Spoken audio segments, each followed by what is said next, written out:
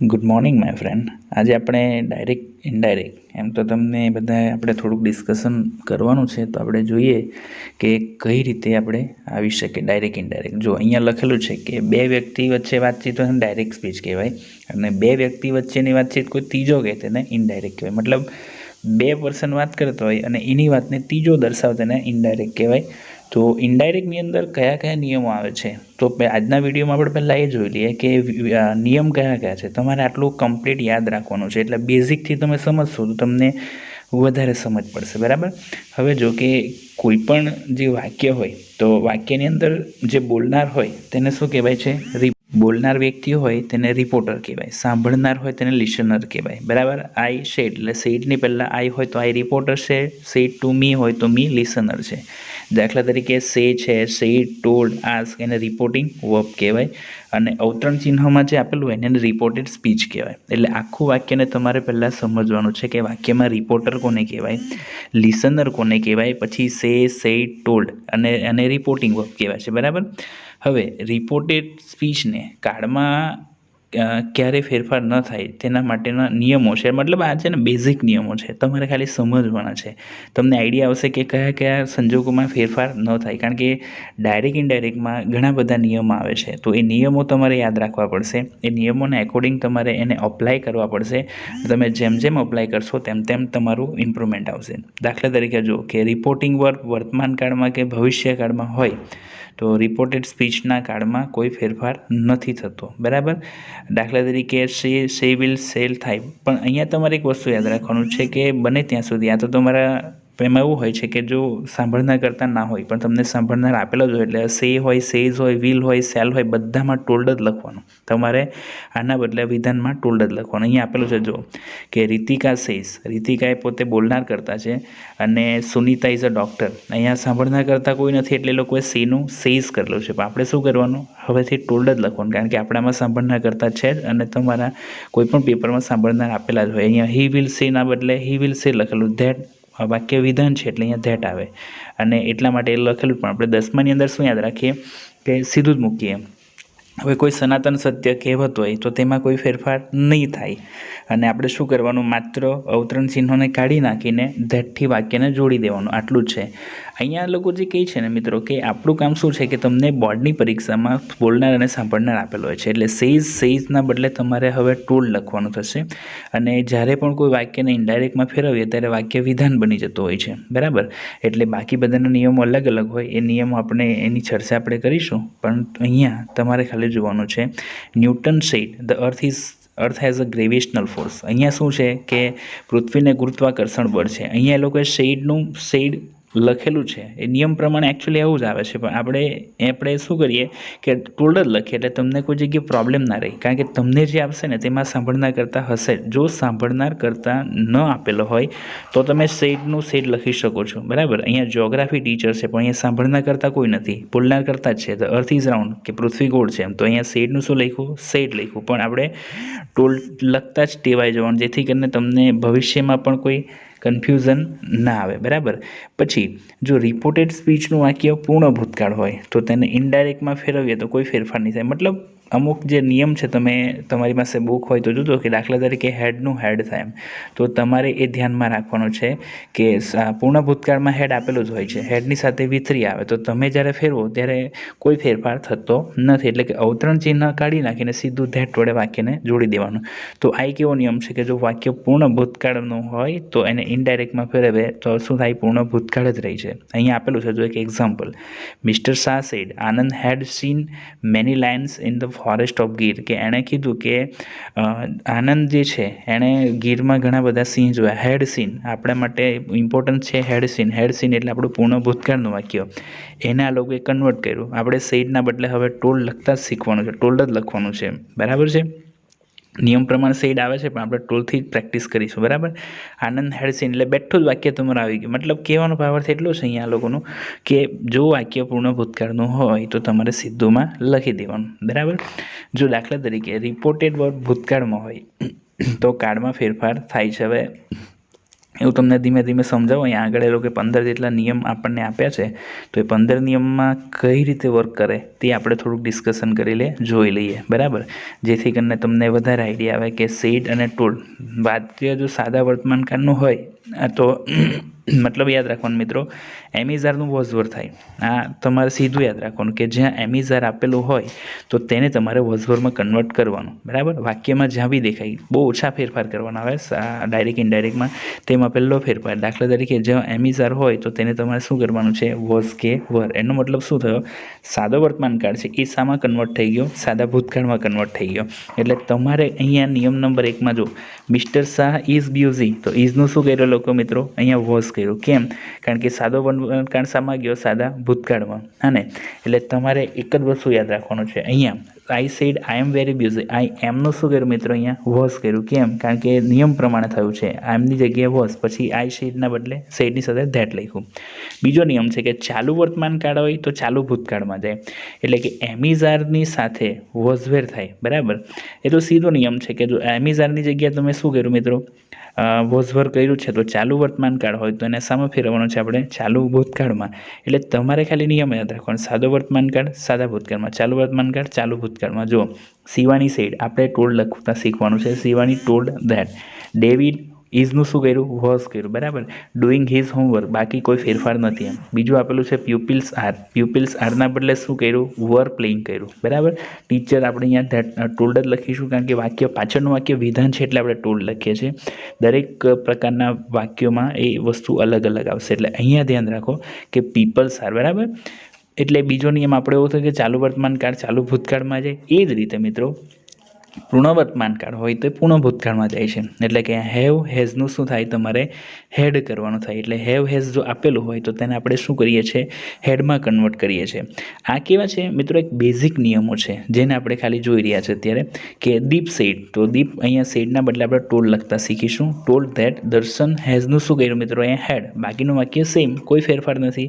તમને બોર્ડમાં બી આવું ઇઝી જ પૂછાય છે. વી સેડના બદલે વી ટોલ્ડ. પછી શું આવ્યું, ધેટ. ધેટ કેમ આવ્યું, પાછળનું વાક્ય વિધાન છે એટલે એનું સંયોજક ધેટ આવે છે, બરાબર. ત્યાર પછી સાદો ભૂતકાળ તો શામાં જાય મિત્રો, પૂર્ણ ભૂતકાળમાં, બરાબર. કે સાદો ભૂતકાળ હોય તો તેને આપણે શું કરવાનું, પૂર્ણ ભૂતકાળ, એટલે કે ડીડ નોટનું શું કરવાનું, હેડ નોટ થાય. એ તમારે યાદ રાખવાનું છે. આ જે બધા નિયમ છે એ તમારા બેઝિકલી ઇનડાયરેક્ટમાં તમારે અપ્લાય કરવાના, કે ડીડ નોટ હોય તો તેવા સંજોગોમાં હેડ નોટ મૂકવાનું. ત્યાર પછી વોઝ કે વર હોય તો તેનું શું થાય છે, હેડબીન થાય છે. એ પણ ધ્યાનમાં રાખજો કે વોઝ અને વરનું તમારે હેડબીન કરવાનું થાય છે. એટલે એ પણ તમને ખબર હોય. આ બધા જે નિયમો છે એ નિયમ તમારે મોટે ભાગે યાદ રાખવા જ પડે મિત્રો, અને તમે યાદ રાખશો તો તમે અપ્લાય કરી શકો. ડાયરેક્ટ ઇનડાયરેક્ટ ભારે નથી, પણ કયા સમયે કયો રૂલ આપણે લગાવવાનો એ તમારા માઇન્ડમાં હોવું જોઈએ, અને એની તમારે મેક્સિમમ પ્રેક્ટિસ કરવી પડે. જો તો બોયઝ વર સેલિબ્રેટિંગ ગણેશ મહોત્સવ, તો પ્રિન્સિપાલ ટોલ્ડ ધેટ. તો બોયઝ વરના બદલે શું કરવાનું, હેડબીન. પેલામાં પણ શું છે, વોઝ આરવ વોઝ ઝેર, તો વોઝના બદલે શું કર્યું, હેડબીન. ફરક કંઈ નથી મિત્રો, તમારે જોવાનું કે ક્યાં ફરક. પહેલું પ્રિન્સિપલ બેઠો આવે, સેડના બદલે ટોલ્ડ લખવાનું મિત્રો. સાંભળના કરતા છે નહીં, વાક્ય વિધાન છે એટલે શું લખીશું, ધેટ. બોયઝ બેઠો આવી ગયો, વરના બદલે શું લખ્યું, હેડબીન, કારણ કે નિયમ પ્રમાણે આપણો ફેરફાર થાય છે, બરાબર. તો આ જે રૂલ છે એ પણ તમારે યાદ રાખવાનું છે. એના પછી જો shall, will, can, could, may, might, should, would, બરાબર. તો સેલ વિલના બદલે શું આવે, વુડ આવે, એટલે એનું ભૂતકાળનું રૂપ આવે. કેનના બદલે કુડ, મેના બદલે માઇટ. અને જો કુડ, વુડ, શુડ અને માઇટ આપેલું હોય ને તો એ બેઠું જ મૂકવાનું, એમાં કોઈ ફેરફાર થતો નથી. એટલે તમારે એ વસ્તુને યાદ રાખવાનું. જો સેલ વિલ કે હોય તો સેલ કે વિલના બદલે વુડ આવે છે, શુડ નથી આવતું સેલના બદલે. સેલ અને વિલના બદલે શું આવે છે, વુડ. જો અહીંયા જોઈ શકો તમે કે રીતિકા સેડ, અને તો રીતિકા ટોલ્ડ ધેટ પારુલ, અને વિલનું શું કર્યું મિત્રો, વુડ કર્યું. પછી બીજું છે અહીંયા ઓલ ગર્લ્સ વિલ, તો વિલના બદલે લોકો શું મૂક્યું, વુડ. ખાલી આટલો જ ચેન્જ છે. સેડના બદલે આપણે ટોલ્ડ જ લખવાનું છે, કારણ કે તમને સાંભળના કરતાં આપેલો જ હશે. એટલે પહેલેથી આપણે એવી જ પ્રેક્ટિસ કરીએ કે ટોલ્ડ જ લખીએ, જેથી કરીને ફ્યુચરમાં તમને કોઈ આમાં કન્ફ્યુઝન ના રહે, બરાબર. જો વાક્ય વિધાન હોય તો આપણે એનું રિપોર્ટિંગ વર્ડ આપણે ટોલ્ડ મૂકીશું મિત્રો, બરાબર. અહીંયા મિસ્ટર પટેલ સેડ એટલે શું લખાય, mister Patel told that. Ritika વિલના બદલે શું લખેલું છે, વુડ, બરાબર. એ નિયમ પ્રમાણે ચેન્જ થયું, બાકી બધું રિમેનિંગ સેમ. પણ ટુમોરોનું શું થાય છે મિત્રો, નેક્સ્ટ ડે થાય છે. એ પણ નિયમ છે આપણો, એટલે નિયમ પ્રમાણે નેક્સ્ટ ડે આપણે કરીએ છીએ. ઉર્મિલા સેડ ધીસ ઇઝના બદલે શું કર્યું એ લોકોએ વોઝ કર્યું મિત્રો, બરાબર. રિપોર્ટેડ સ્પીચમાં સર્વનામ કે તો તે વિભક્તિ પ્રમાણે ફેરફાર થાય. હા ને, સૌપ્રથમ સાંભળનાર માટે નક્કી હોય, સમાન વિભક્તિ હોય તો ફેરફાર થતો નથી. બોલનાર કે સાંભળનારના સર્વનામ વપરાય તે પ્રમાણે વિભક્તિમાં ફેરફાર થાય છે. હવે એકચ્યુઅલી અહીંયા વિભક્તિ એટલે તમને થોડું કોમ્પ્લિકેટેડ લાગશે, પણ એટલું ભારે નથી મિત્રો. તમારે ખાલી એટલું જ અહીંયા આપણને આપણું કે પદ્માવતી ટોલ્ડ રતનસિંહ, જો અહીંયા ટોલ્ડ આવી ગયું, કેમ આવી ગયું? કારણ કે સાંભળનાર કરતા છે. ધેટ આઈનું કોના માટે વપરાયેલો તો એ પદ્માવતી, એટલે શું આવ્યું અહીંયા શી, બરાબર. શેલનું શું કર્યું? વુડ આવ્યું એટલે મૂડ આવે. બ્રિંગ યોર બુક એટલે કોની? રતનસિંહ એટલે હિમ. બુક ધ ટુમોરોનું શું થાય? Next day. એટલે આની તમે પ્રેક્ટિસ કરવી પડશે તો તમને આઈડિયા આવશે. ત્યાર પછી તમારા પ્રશ્નાર્થ વાક્યો છે કે પ્રશ્નાર્થ વાક્યોની શરૂઆતમાં કે તમને એમિઝાર, વોઝવર, સેલ્વિલ આ બધું આપેલું હોય તો તે સમયે શું કરવું? અત્યારે જે આપણે જોઈએ છે મિત્રો એ બધા સાથેના નિયમ છે. આ બધા જ નિયમોને આપણે સ્ટેપ બાય સ્ટેપ એક રીતે જોતા જઈશું. 5 પાર્ટમાં હું તમને સમજાવીશ જેથી કરીને તમને વધારે સમજ પડે. તો પ્રશ્નાર્થ વાક્યમાં ઇફ કાં તો વિધર આવે, વાક્ય શું બની જાય? વિધાન બની જાય. અને સેઇડ બનના બદલે શું મૂકવાનું? આસ મૂકવાનું, જો વાક્ય પ્રશ્નાર્થ હોય તો. એ તમે જોઈ શકો છો. એ હું તમને બીજા જે વિડીયોઝ છે તેમાં તમને સમજાવીશ કે બિનલ સેડ ટુ સપના. અને તો બિનલ સેડ વાક્ય કેવું છે? પ્રશ્નાર્થ એટલે આસ્ક મૂક્યું. પછી વાક્ય નોન WH એટલે શું આવ્યો? ઇફ. પછી વાક્ય વિધાનમાં ફેરવ્યું એટલે પહેલાં યુ કોના માટે? બીના એટલે શું આવે? શી. વિલનું શું થાય? વુડ. મી એટલે સપના એટલે શું આવે? હર. અને her dictionary for the one day, બરાબર. વાક્ય વિધાન કરવાનું છે એટલે કે તમારે એને પ્રશ્નાર્થ સ્વરૂપે લખવાનું નથી, સીધું તમારે એને વિધાનમાં કન્વર્ટ કરવું. એટલે આ તમારે અહીંયા થોડુંક ઓબ્ઝર્વ કરવું પડશે. પ્રશ્નાર્થમાં થોડીક ભૂલ થવાની શક્યતા છે. જો દાખલા તરીકે અમુક વખત એવું હોય કે વાક્યની શરૂઆતમાં WH ક્વેશ્ચન્સ આપી દીધેલા હોય. જો WH ક્વેશ્ચન તમને આપી દીધેલા હોય ને તો તમારે સીધો જ એને સંયોજક તરીકે લઈ લેવાના, બરાબર. અને બાકીનો નિયમ છે સેડના બદલે આસ્ક થાય તો થાય, બરાબર. અને વાક્ય શામાં ફરી જાય મિત્રો? એ વિધાનમાં ફરી જાય. એટલે તમારે શું ધ્યાન રાખવાનું છે કે પહેલાં ફેરવતી વખતે તમારે કરતાં પહેલાં ધ્યાનમાં લેવાનું છે, બરાબર. એટલે આની તમે થોડીક પ્રેક્ટિસ કરશો તો તમને ઘણું બધું ઇમ્પ્રુવમેન્ટ આવશે. આપણી પાસે બીજા પણ વિડીયોઝ છે તેને આપણે મૂકીશું. વિક્રમભાઈ સેડ ટુ મી, બરાબર. અહીંયા શું છે? વાક્યની શરૂઆતમાં વેર છે એટલે સેડના બદલે આસ્ક લખ્યું. મી વેર સીધો સંયોજક આવી ગયો. ઇઝ યોર કીઝ એટલે કોની? કે યોર કી. યોર એટલે કોની? મીનું શું થયું? માય. કી અને કી એટલે કી અને ઇઝનું શું કર્યું? વોઝ. તમે જોઈ શકો કે આ રીતે ફેરફાર થાય. આ જ રીતે આજ્ઞાર્થ વાક્ય છે. તો આજ્ઞાર્થ વાક્યને આપણે જ્યારે ફેરવીએ છીએ મિત્રો ત્યારે સેડના બદલે વાક્યના ભાવાર્થ પ્રમાણે તમારે જોવાનું ઓર્ડર ટુ, રિક્વેસ્ટેડ, એડવાઇસ, સૂચન, સજેસ્ટેડ અને ટુથી વાક્ય જોડાય અને પ્લીઝ જેવા શબ્દો નીકળી જાય. સર્વનામના યોગ્ય ફેરફાર થાય અને ટુ લગાડવાથી ઇન્ફિનિટિવ બને, ફેરફાર થતો નથી. આ તમારો બેઝિક નિયમ છે, આપણે સાથે જોઈ રહ્યા છે અત્યારે. પણ જેમ આજ્ઞાર્થ વાક્ય આવશે તેમ હું તમને સમજાવીશ કે આજ્ઞાર્થ વાક્યમાં કેવા પ્રકારના ચેન્જીસ આવે છે, બરાબર. ટીચર સેડ ધ સ્ટુડન્ટ્સ, શિક્ષકે વિદ્યાર્થીને કીધું બી રેગ્યુલર, કે નિયમિત થઈ જાય. તો ટીચરે શું કર્યું? અહીંયા શાનો ભાવાર્થ દેખાય? સલાહ આપી, એડવાઇસ. તો સ્ટુડન્ટ એટલે સેડનું શું કર્યું? એડવાઇસ. અને એનું કન્જક્શન કોઈ આવે? ટુ. કે આજ્ઞાર્થ વાક્યનું કન્જક્શન ટુ આવે. એટલે તમારે યાદ રાખવાનું કે 5 પ્રકારના જે વાક્યો છે તેમાં નિયમ અલગ અલગ લાગે છે. એટલે પહેલાં તમે વિધાન વાક્ય સમજો એક દિવસ, બીજા દિવસ તમે પ્રશ્નાર્થ વાક્ય લો, ત્રીજા દિવસે આજ્ઞાર્થ વાક્ય સમજો, પછી ઉદ્ગાર વાક્ય અહીંયા આપણને આપેલા છે. જો કે ઓ, હુર્રા, અલ્લાહ આ બધું હોય તો એ નીકળી જાય છે. સેડના બદલે એક્સક્લેમ ટુ આવે, બરાબર. અને વાક્યના ભાવાર્થ પ્રમાણે તમારે રિપોર્ટિંગ વર્બ મૂકવાનો. ખુશી હોય તો પ્રેસ આવે, દુઃખ હોય તો સોરો આવે, લાગણી દુભાયેલી હોય તો ડિસ્કસ્ડ આવે, આનંદ હોય તો જોય આવે, જોયફુલી, એંગ્રીલી. આવું તમે બધું મૂકી શકો છો, પણ એક્સક્લેમ ટુ પછી મુકાય છે. એટલે તમારે ધ્યાન રાખવાનું છે. આમાં બીજો એક પણ નિયમ છે, પણ એ આપણે જ્યારે આ ઉદ્ગાર વાક્ય જોઈશું તો તે સમયે આપણે એને ધ્યાનમાં લઈશું મિત્રો, બરાબર. અહીંયા જો કે ધોની સેડ હાઉ સ્વીટલી સાક્ષી સિંગ. ધોનીએ કીધું કેટલું મસ્ત સોંગ ગાય છે, એટલે એણે પ્રશંસા કરી, અપ્રિશિએશન કર્યું. પ્રેસ કરો તો પહેલાં ચાલે. તો ધોની એક્સક્લેમ વિથ અપ્રિશિએશન એટલે કે પ્રેસ. એનું કન્જક્શન મિત્રો ધેટ આવે છે, બરાબર. સાક્ષી સેંગ વેરી સ્વીટલી, બરાબર. સાદો વર્તમાન કાળ છે, એને શું કર્યું મિત્રો? સાદો ભૂતકાળ. એટલે સિંગનું શું થઈ ગયું? સેંગ. સાક્ષી સિંગના બદલે શું લખ્યું? એટલે કે સેંગ વેરી સ્વીટલી. એટલે હાઉથી શરૂ થયું તો વેરી લખવાનું, એ તમને પાછળથી સમજાવીશ. સેડ ટુના બદલે રિક્વેસ્ટેડ આવે અને લેટથી વાક્ય શરૂ થતું હોય તો એકચ્યુઅલી આ નિયમ છે, પરંતુ આમાં કેવું છે કે તમને થોડુંક ડિફિકલ્ટ પડશે. આપણું કામ એ છે કે પરીક્ષામાં આપણને માર્ક્સ મળવા જોઈએ, એટલે અલાવ અને પરમિટની વાક્યરચના છે એના દ્વારા પણ તમે કરી શકો છો. પણ અત્યારે હાલના તબક્કે તમે બેઝિકલી પણ એ વસ્તુને કન્વર્ટ કરો ને મિત્રો, તો પણ તમને એટલી કન્ફ્યુઝન થવાની નથી. ઇન શોર્ટ આપણે માર્ક્સ મેળવવાના છે. એટલે અહીંયા લોકોએ આપેલું છે કે અલાવ તમે લખી શકો, અથવા અહીંયા જો લેટથી શરૂ થતું હોય તો તમારે શું કરવું જોઈએ, તો એના બે નિયમ છે.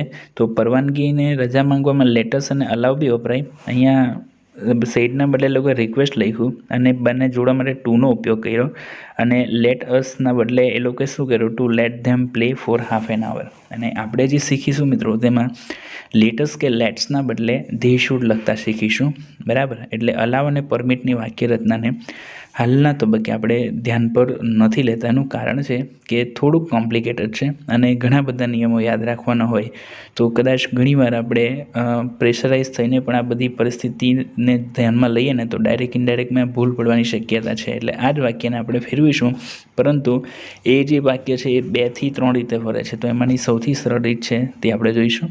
હવે લેટની દ્વારા ઇનડાયરેક્ટ સ્પીચમાં સેડ ટુના બદલે પ્રપોઝ ટુ લખાય. આ ધ્યાન રાખજો. બીજું એક વાક્ય છે જે દરખાસ્ત સૂચવે, લેટથી શરૂ થાય. આ બી હું તમને પાછળથી સમજાવીશ કે લેટ પછી કર્મ વિભક્તિ બને અને તેની સાથે શુડ વપરાય છે, બરાબર. હું જે તમને વાત કરતો હતો કે બીજી રીતે પણ આના ફેરફાર કરી શકાય. તો જો એ લોકોએ આપણે આ શીખવાનું છે.